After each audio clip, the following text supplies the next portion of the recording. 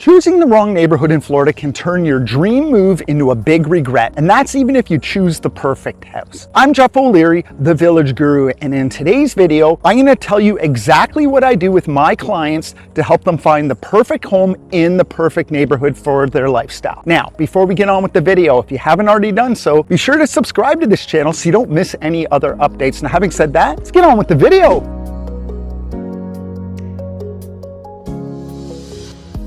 Okay, so first off, I want to go over the biggest mistake that home buyers make, and that is starting the search focused on the house first. So most buyers, when they start their home search, they start by going online, they scroll through the photos, they start looking at the homes, they start falling in love with the home without really paying too much attention to the community.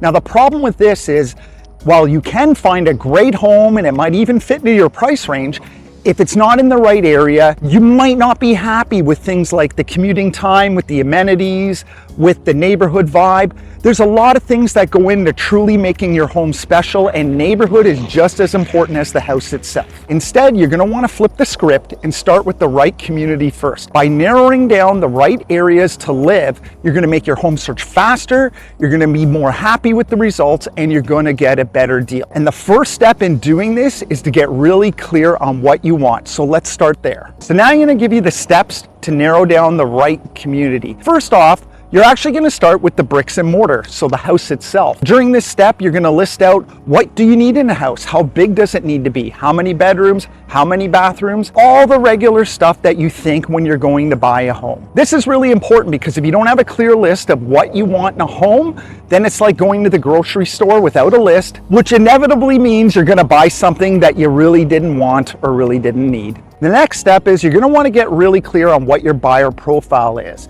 Is this a long-term forever home, or is it a great first step and you're going to move up later? After that, you're going to want to ask yourself, what type of buyer are you? Are you an investor where the numbers only matter? Are you somebody looking for a turnkey property? Or are you willing to find that diamond in the rough, do some renovations, and add equity to the home?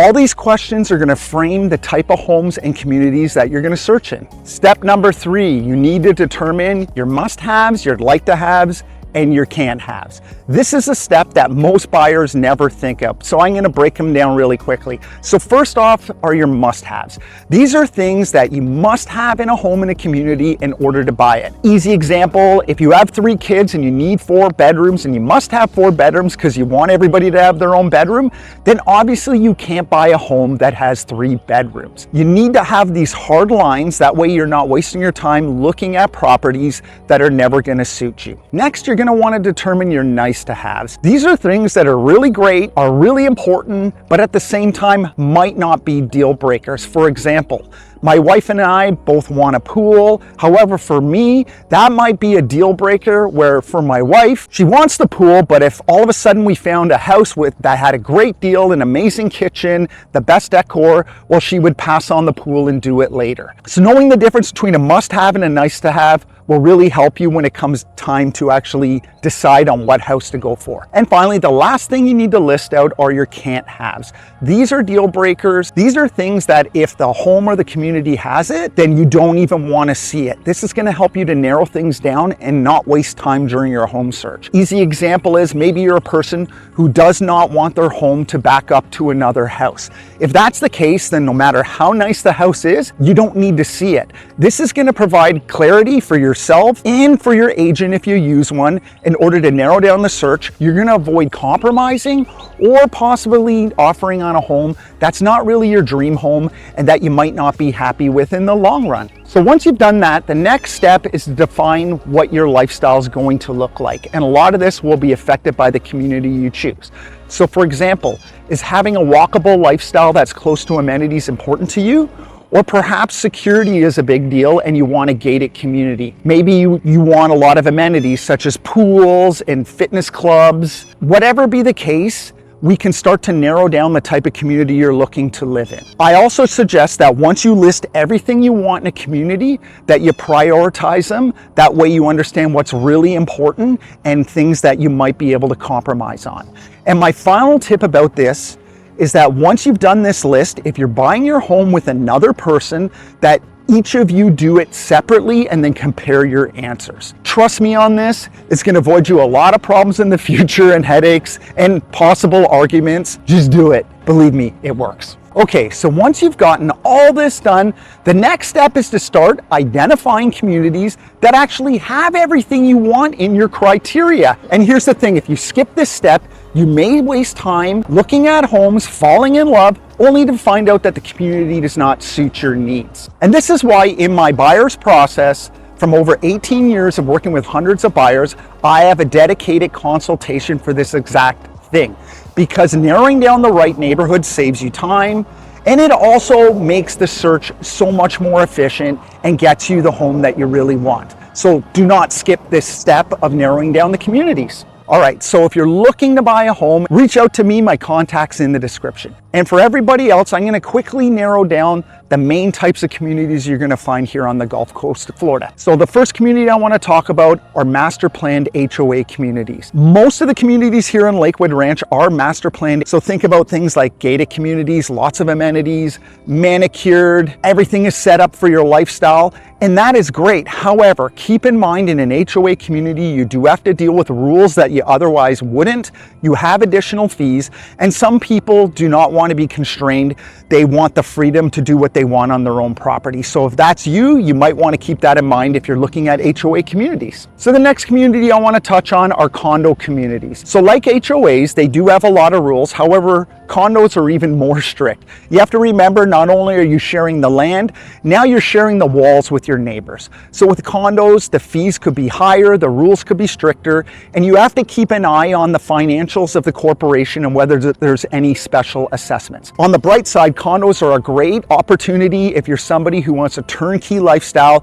You really don't want to deal anything, you just want to go in, live there, leave, travel, do whatever you want. So very flexible for a certain type of buyer, but for others, they might provide more headaches than they're worth. So the next community I want to touch on are coastal communities.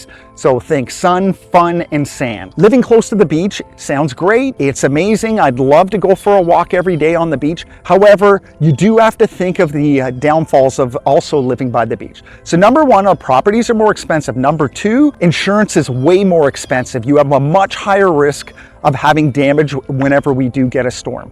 And number three, think about tourist season. When tourists come down, especially between the months of December and April, the traffic can get really bad in a lot of those areas. So maybe you want to go to the grocery store that usually takes 10 minutes. It might take you 25 minutes or a half an hour. Keep that in mind. Where we are in Lakewood Ranch, we're probably a 25-minute drive away from the beach. However, it's still an easy drive. And at the end of the day, when we don't want to be at the beach and we don't want to be around all those tourists, we just stay in our own neighborhood. All right, next community I want to talk about are golf and country clubs. These are beautiful communities, super manicured. They have a great social life.